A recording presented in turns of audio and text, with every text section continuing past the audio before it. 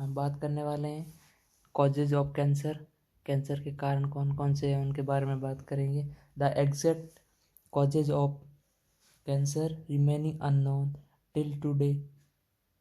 Cancer का अभी तक एग्जैक्ट जो परमानेंट कोज है उसका अभी तक कोई जानकारी नहीं है, अननोन है। But there are some factors which increase risk of cancer. कुछ फैक्टर्स हैं जो कैंसर की रिस्क को बढ़ाते हैं, प्रीडिस्पोजिंग फैक्टर बोल सकते हैं। This factor known as carcinogens, इन्हें कार्सिनोजेंस कहते हैं, और which responsible for carcinogenesis. Factor cause करने वाले उनको कार्सिनोजेंस कहते हैं और इस पूरे प्रोसेस को कार्सिनोजेनेसिस कहेंगे। अब देखते हैं टाइप, कौन कौन से टाइप्स हैं। दो तरह के टाइप्स हैं जो कैंसर को कोज कर सकते हैं, यानी कि रिस्क फैक्टर हैं। कॉजेज तो अननोन है लेकिन रिस्क फैक्टर हैं, तो वो टू टाइप्स हैं। फर्स्ट है एंडोजिनस नॉन मॉडिफाइड। जो एंडोजिनस हैं जो उनको मॉडिफाई नहीं करते, जबकि मॉडिफाई नहीं कर सकते, जबकि एक्सोजिनस जिन्हें हम मॉडिफाइड कर सकते हैं। एंडोजिनस की बात करते हैं, नॉन मॉडिफाइड। उसमें फर्स्ट है हेरिडिटी, हेरिडिटी से हो सकता है, आनुवंशिक हो सकता है। एज, एज की बात करें तो carcinomas are more common in old age but some sarcomas are most common in young age. Carcinomas अगर बात करें तो मेनली ओल्ड एज में ज़्यादा देखने को मिलता है, जबकि सार्कोमाज यंग एज में। सार्कोमाज में ल्यूकेमिया जो ब्लड कैंसर है वो यंग एज में ज़्यादा देखने को मिलता है। अब नेक्स्ट है रेसेस के हिसाब से, रेस के हिसाब से कौन से लोगों में कौन सा कैंसर ज़्यादा होने की संभावना है। तो अगर एशियंस की बात करें तो उसमें लंग्स कार्सिनोमा होने के चांसेस ज़्यादा हैं। अफ्रीकन्स में बात करें तो लीवर कार्सिनोमाज। अगर बात करें यूरोपियंस तो उनमें कॉलन कैंसर यानी कॉलन कार्सिनोमा होने के चांसेस ज़्यादा हैं। जापानीज की बात करें तो गैस्ट्रिक कार्सिनोमा। अब सेक्स के हिसाब से बात करें तो कौन सा कैंसर होने की संभावना है, तो प्रोस्टेट कैंसर इन मेल में सबसे ज़्यादा चांसेस हैं प्रोस्टेट कैंसर, और thyroid cancer more common in male. अगर मेल और फीमेल की तुलना करें तो उसमें थायराइड कैंसर मेल में ज़्यादा होगा, और अगर अलग अलग सेक्स या जेंडर की बात करें तो प्रोस्टेट कैंसर मेल में होगा और ब्रेस्ट कैंसर वो फीमेल में होगा। हार्मोन्स, जो कंटिन्यू एस्ट्रोजन हार्मोन्स फीमेल में इंक्रीज होने के कारण ये सी ब्रेस्ट यानी ब्रेस्ट कैंसर की रिस्क को। अगर कुछ अन्य कैंसर हैं उनके बारे में बात करें, कौन सा डेंजरस होता है, किसमें डेथ के चांसेस ज़्यादा हैं। इंडिया में सबसे मोस्ट कॉमन कौन सा कैंसर देखने को मिलता है, जबकि पूरे वर्ल्ड वाइड में कौन सा अधिक देखने को मिलता है। मेल और फीमेल अलग अलग, दोनों में अलग अलग देखने को मिलेगा। अगर ओरल कैंसर है तो सबसे ज़्यादा कैंसर इंडिया में, इंडिया के पीपल्स या लोगों में देखने को मिलता है। अगर बात करें लंग्स कैंसर की तो पूरे वर्ल्ड वाइड में सबसे ज़्यादा मेल में कैंसर वो लंग्स कैंसर देखने को मिलता है, जबकि इंडिया में मोस्ट कॉमन मेल में कैंसर ओरल कैंसर देखने को मिलेगा। अब बात करते हैं लंग्स कैंसर है तो उसकी हाईएस्ट डेथ रेट है इन इंडिया में और पूरे वर्ल्ड दोनों में। अगर मेल में सबसे ज़्यादा डेथ रेट देखने को मिलती है तो लंग्स कैंसर की वजह से डेथ होगी। अब सर्विक्स कैंसर है, सर्विक्स कैंसर है most common cancer females in India. अगर फीमेल्स का सबसे ज़्यादा कैंसर देखने को मिलता है तो वो सर्विक्स कैंसर है, वो भी इंडिया में। अगर मेल और फीमेल की तुलना करें तो मेल में सबसे ज़्यादा कैंसर इंडिया में ओरल कैंसर, जबकि फीमेल में सर्विक्स कैंसर देखने को मिलेगा। Breast cancer most common cancer of females in the world. अगर वर्ल्ड में सबसे ज़्यादा कैंसर फीमेल्स में देखने को मिलता है तो वो ब्रेस्ट कैंसर मिलेगा, और सबसे हाईएस्ट डेथ रेट भी ब्रेस्ट कैंसर की है।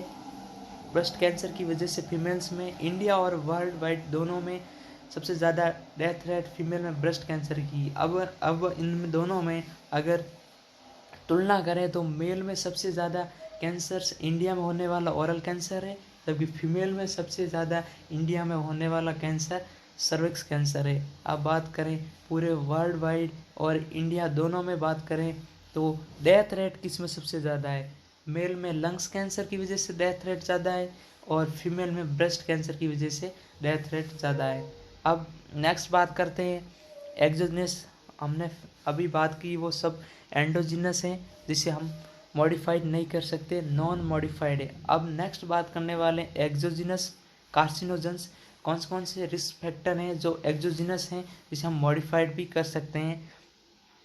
अब फर्स्ट है फिजिकल कार्सिनोजेंस। फिजिकल कार्सिनोजेंस में सबसे पहला हीट यानी chronic exposure with heat increase risk of cancer तो देखने को मिलेगा। तो सबसे पहला हीट में देखने को Kangri cancer squamous cell carcinoma of abdominal skin in Kashmiri populations में देखने को मिलता है। जो ठंडे इलाके यानी कश्मीर साइड में ज़्यादा ठंड है तो उनसे बचने के लिए एक कांगरी, जिसे छोटी सी मटकी भी बोल सकते हैं, उसमें आस यानी जो राख होती है उसको भर के वो रखते हैं और एब्डोमेन पे बांध देते हैं या सोते समय एब्डोमेन पे रखते हैं छोटी सी। तो उसकी वजह से क्या लगातार हीट की एक्सपोजर से स्क्वोमस सेल कार्सिनोमा उनमें म्यूटेशन होना, सीक्वेंस में चेंजेस होता है, म्यूटेशन हो जाता है, इसकी वजह से कांगरी कैंसर हो जाता है। अब नेक्स्ट है सुट्टा कैंसर वो लगातार साउथ इंडियन में सबसे ज़्यादा देखने को मिल रहा है। Cancer of oral mucosa mainly in South Indians due to use of cigar. जो लगातार सिगार पीते हैं उनमें सुट्टा कैंसर देखने को मिलता है, यानी मेनली इन साउथ इंडियन में देखने को मिलेगा। के बाद बात करते हैं second radiations chronic exposure with X-rays, higher energetic sun rays, alpha beta rays increase risk of cancer by decomposing body waters and increase generation of free radicals. हमारी बॉडी में नॉर्मल सेल्स है तो उसमें क्रोमोसोम्स यानी गुणसूत्र है, उनमें गुणसूत्र में इनडायरेक्ट जो भी एक्स-रेज या हायर एनर्जेटिक रेज आ रही हैं उसकी वजह से डीएनए डैमेज हो जाएगा तथा बॉडी का जो वाटर है वो डिकम्पोज हो जाएगा। उसकी वजह से फ्री रेडिकल्स इंक्रीज हो जाएंगे, उसकी वजह से नॉन म्यूटेशन कोज होगा तथा कैंसर की रिस्क फैक्टर कैंसर के कॉजेज को बढ़ा देंगे। नेक्स्ट है क्रोनिक ट्रॉमा और इरिटेशन। कोई क्रोनिक ट्रॉमा हो रखा, इंजरी हो रखी है, उसको बार बार इचिंग करेंगे या उसकी जगह बार बार इरिटेशन हो रहा है तो उसकी वजह से एबनॉर्मल प्रोलिफरेशन हो सकता है। नेक्स्ट है फर्स्ट था फिजिकल कार्सिनोजेंस, अब सेकंड है बायोलॉजिकल कार्सिनोजेंस। उनमें सबसे पहला ऑन्कोजेनिक बैक्टीरिया। कौन सा बैक्टीरिया? जैसे हमारे स्टमक कैंसर के लिए रिस्क फैक्टर वो एच पाइलोरिक बैक्टीरिया है, वो कोज कर सकता है। सेकंड ऑन्कोजेनिक पैरासाइट्स में अगर यूरिनरी ब्लैडर कैंसर की बात करें तो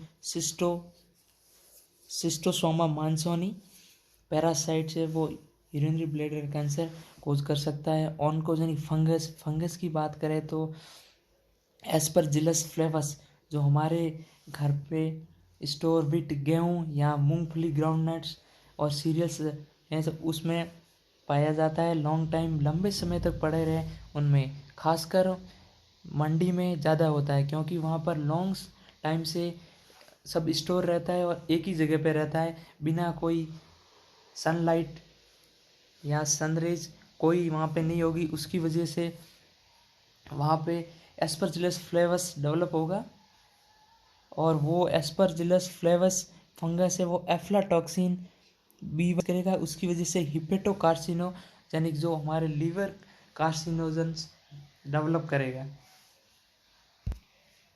अब ऑन्कोजेनिक फंगस है एस्परजिलस फ्लेवस, जो हमारे घर में गेहूँ या मूंगफली हैं उनमें पाया जाता है। वो भी अगर लॉन्ग टाइम से एक ही जगह पे पड़े हो या स्टोर हो तो उनमें होगा। ये अफ्लाटॉक्सिन B1 जो एक टॉक्सिन रिलीज करता है उसकी वजह से हिपेटोकार्सिनोजेंस कोज कर सकता है लीवर कैंसर का।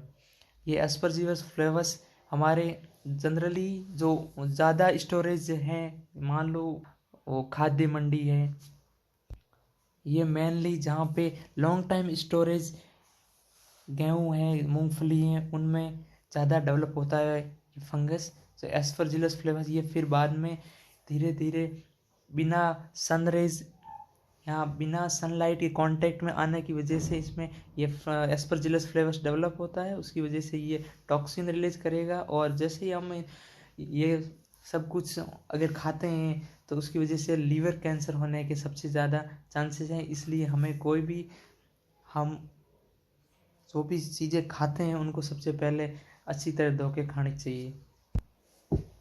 नेक्स्ट है ऑन्कोजेनिक वायरस। कौन कौन से वायरस हैं उसकी वजह से हो सकता है। अब फर्स्ट है डीएनए वायरस और सेकंड है आरएनए वायरस। तो कौन कौन कौन से हो सकते हैं वायरस में डीएनए और आरएनए वायरस की वजह से।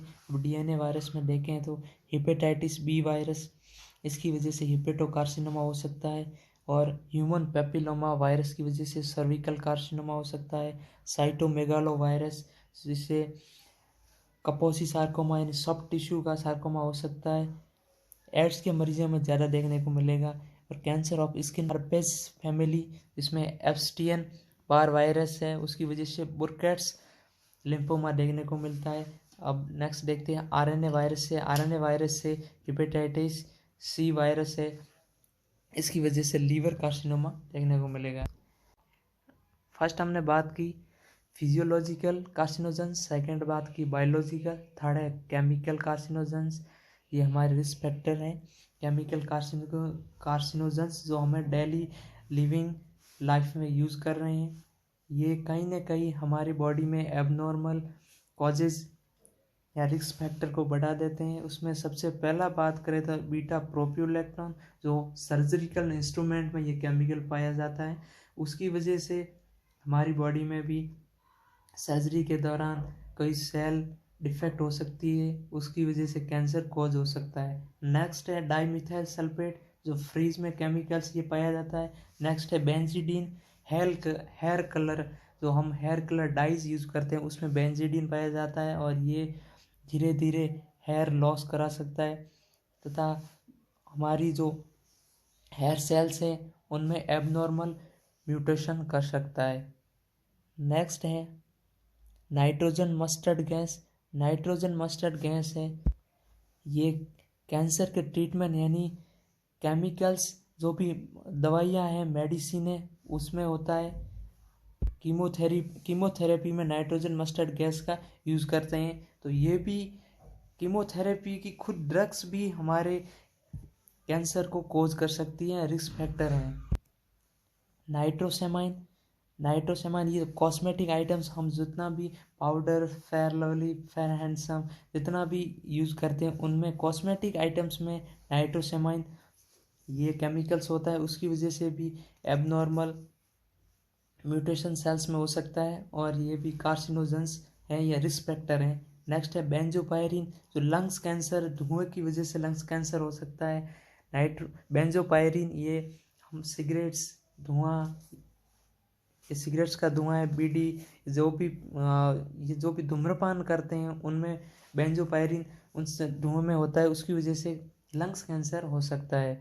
बेंजोपायरिन ये अगर कोई पर्सन सिगरेट स्मोकिंग कर रहा है तो अगर उससे ज़्यादा तो उसमें पास में बैठने वाले में कैंसर होने की रिस्क ज़्यादा है, क्योंकि बेंजोपायरिन ये एनवायरनमेंट फैल जाता है जिससे पास में बैठा आदमी ज़्यादा से ज़्यादा इनहेल करेगा, उसकी वजह से लंग्स कैंसर होने के चांसेस ज़्यादा हैं। जबकि अगर स्मोकिंग कर रहा है वह तो सिर्फ अंदर लेके बाहर निकाल लेता है धुआं, लेकिन पास में बैठा जो एनवायरनमेंट में फैल गया है वो पास में बैठे पर्सन में सबसे ज़्यादा हानिकारक हो सकता है। ये लंग्स कैंसर ज़्यादा डेवलप होने के चांस है। अगर बात करें लंग्स कैंसर होने के साथ वो तो दोनों में ही है, लेकिन सबसे ज़्यादा वो जो नॉन स्मोकर्स हैं उसमें ज़्यादा होगा। नेक्स्ट है एस्बेस्टोस, जो प्लास्टिक आइटम्स है उसमें केमिकल्स में ये एस्बेस्टोस पाया जाता है। फंगिसाइड्स, इंसेक्टिसाइड, पेस्टिसाइड, ये जो हम जितना भी जो दवाई या मेडिसिन जो ऑर्गेनोफॉस्फेट में यूज़ करते हैं उनमें केमिकल्स होता है। बीटल नट्स, ये केमिकल पान मसाला, जो पान वाले पान बेच रहे हैं उनमें भी बीटल नट्स होता है, केमिकल्स होता है जो रिस्क फैक्टर है एक तरह का कैंसर का। नेक्स्ट है एसिटाइलडिहाइड जो अल्कोहल में होता है। स्टायरीन, बिस्फेनॉल, ये प्लास्टिक कैरी बैग्स है जितने भी, उसमें केमिकल्स पाया जाता है। और नेक्स्ट है हाइड्रोजन साइनाइड। हाइड्रोजन साइनाइड ये हमारी O2 के साथ रिएक्शन करता है, जिससे हमारी बॉडी में ब्रेन, लंग्स, ब्लड वेसल्स, इन सब में हमें इफेक्ट देखने को मिलता है। नेक्स्ट है विनाइल क्लोराइड। विनाइल क्लोराइड है ये ज़्यादातर वायर या इलेक्ट्रिशियन या वायर्स हैं जो उनमें देखने को केमिकल्स मिलता है, ये भी कार्सिनोजन से। विनाइल क्लोराइड वायर होता है, इलेक्ट्रिकल, उनमें केमिकल ये होता है। और नेक्स्ट है फॉर्मल्डिहाइड जो क्लीनर्स जो हम फिनॉल यूज़ करते हैं उनमें, ये भी एक रिस्क फैक्टर हैं। ये सब केमिकल्स कार्सिनोजेंस जो रिस्क फैक्टर को बढ़ा देते हैं और कैंसर कोज करते हैं।